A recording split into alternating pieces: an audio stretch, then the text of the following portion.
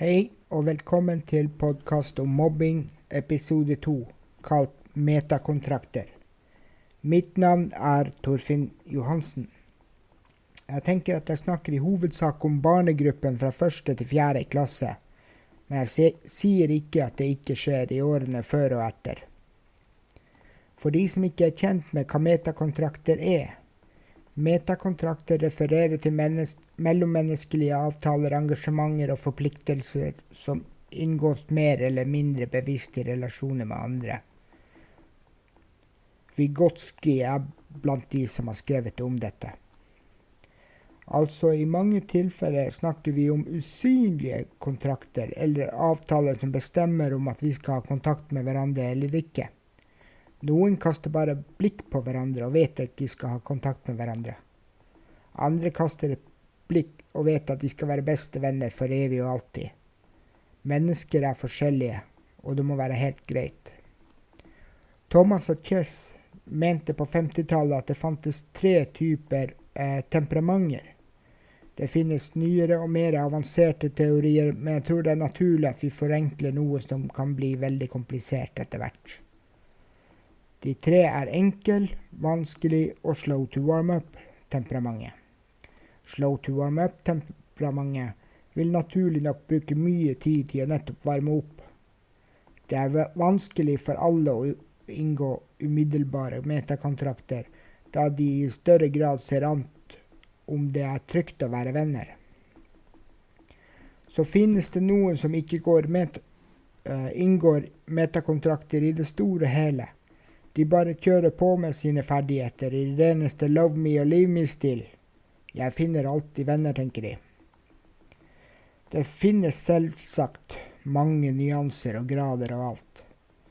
Det rett og slett ikke mulig å beskrive alt i en kort podcast. Om du som lytter kan gå med på at vi i denne sammenhengen kan kalle de i hovedtrekk for positive og negative. De positive de som ikke snakker negativt om andre. De negative de som avhengige av å danne relasjoner ved å oppkonstruere fiender gjennom sladder. Dette velkjent innen gruppepsykologien. Da går vi tilbake til slow to warm up-typen, men psykisk setter vi de i en mobbesituasjon hvor det har gått så langt at hjernen har krympet.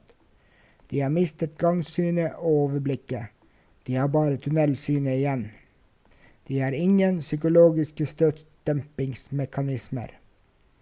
De forhandler ikke om metakontrakter på dette stadiet. De rett og slett for psykisk utkjørt.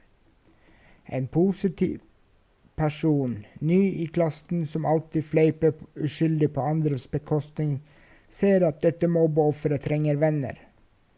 Men siden hjernen til mobbeofferet så utslitt, misforstår offeret intensjonen og biter hardt verbalt tilbake.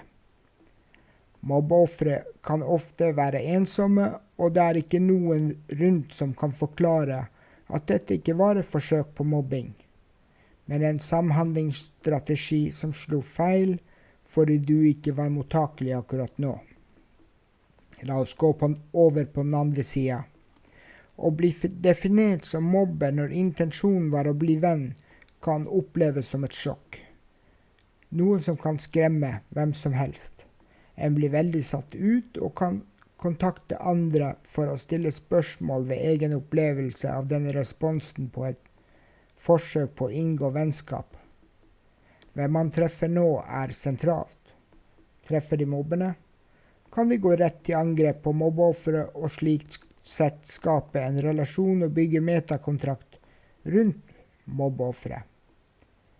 Responsen fører til et felles hat mot noe utenfor gruppen. Hjernene tenker i takt og veldig samstemte. I dette øyeblikket har det ingen motforestilling mot egne tanker og følelser. Ikke bare mange for unge til å reflektere, men de også ruset av aggresjonsfølelsene, noe som i seg selv vanskelig å bryte ut av i øyeblikket, da det gjerne går utenfor voksenkontroll og motstemmer. Noen lar seg lettere lede enn andre. Jeg tar for meg kun de verste eksemplene. Det for eksempel ingen grunn til å ta opp når de ikke ender opp i mobbing. Jeg skulle gjerne visst mer om hvordan disse barna tenker. Bryte metakontrakter mobbing. I forrige uke snakket jeg om dobbeltspillteknikken. En mobber later som han skal være venn og inngår i en metakontrakt at han skal være venner med noen.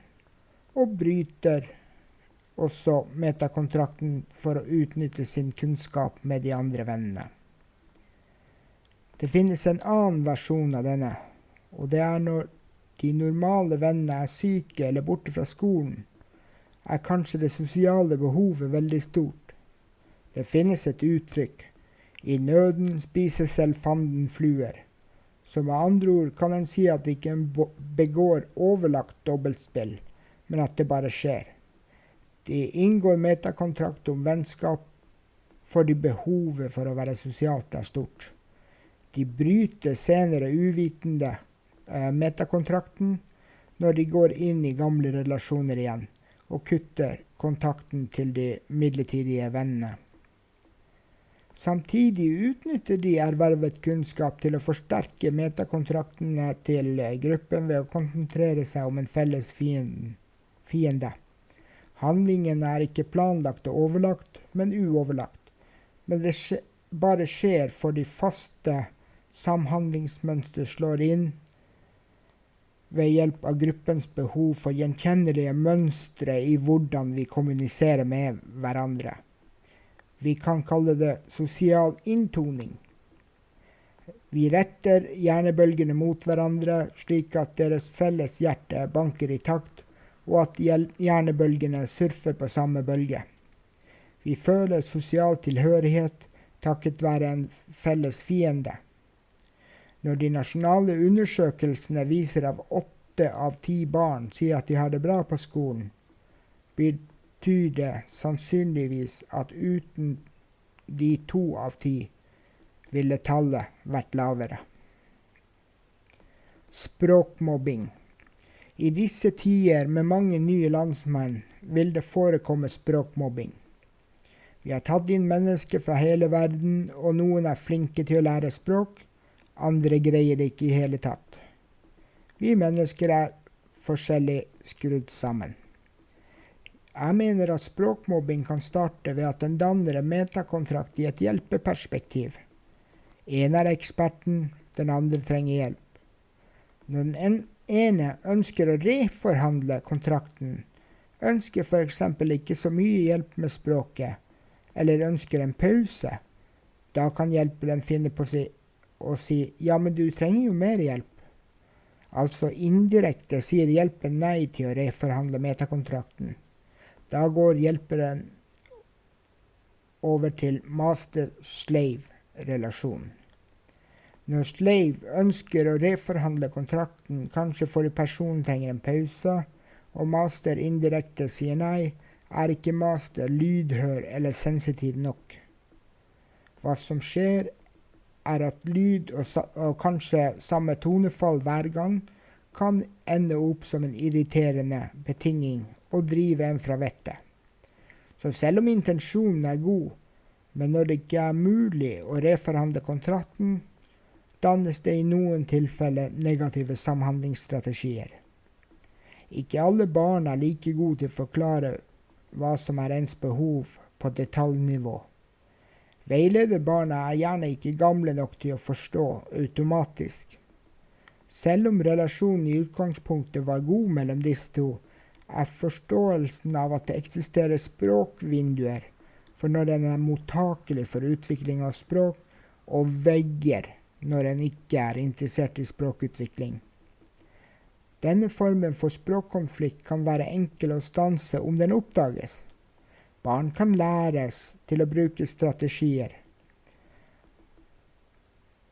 Barn og voksne er ofte flinkere til å si hva de ikke ønsker, enn hva de ønsker. Så endring av kommunikasjon i form av «jeg ønsker at du hjelper meg med språket når vi er alene». Et annet eksempel: «Jeg ønsker ikke at du hjelper meg med språket når den og den er til stede». «Jeg ønsker at du hjelper meg med språket når jeg ber om det». sett kan en bidra til å reforhandle kontraktene og forhindre brudd mellom venner. Metakontrakter og mobbeteknikker. En annen side av nettopp mobbeteknikker er å bryte inngåtte avtaler. Om det er formelle skoleavtaler, typiske sosiale metakontrakter eller personlige relasjonsavtaler, er egentlig ikke så viktig. Det viktige er at de samme avtalene gjelder ikke for ofrene som mobberne. Lytteren har hørt tidligere i episoden og i forrige episode at dette har vært nevnt. Men jeg har ikke nevnt de personlige konsekvensene av at reglene ikke gjelder for ofrene. Når de leter etter hvilke avtaler som er gjeldende, forkaster de normal atferd for å lete etter den nye atferden som passer inn.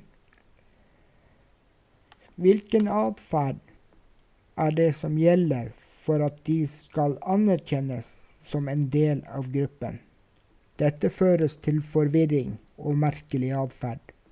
Hopp ut av denne situasjonen, og de som har ikke normal atferd lenger, vil ikke bli anerkjent noen steder. En har altså mestret å ødelegge barnets oppdragelse fra foreldrene, og mobberne har greid å få barnet til å ødelegge seg selv. Dette bruker de ca. 4 år på. Og på slutten av 4., begynnelsen av 5. klasse, vil vi se det i form av utagerende eller inagerende atferd. Den inagerende atferden vil en se forsterkes i form av angst og manglende selvhevdelse. I utagerende atferd vil en se protestatferd i form av aggresjon, tilsynelatende uten selvkontroll. Mest sannsynlig er barnet bare helt forvirret, og de vet ikke lenger hvordan de skal sosialisere på grunn av andre barns oppdragelse. I neste episode skal jeg gå dypere inn for hvordan mennesker er forskjellige. Håper du følger med videre. Takk for denne gangen.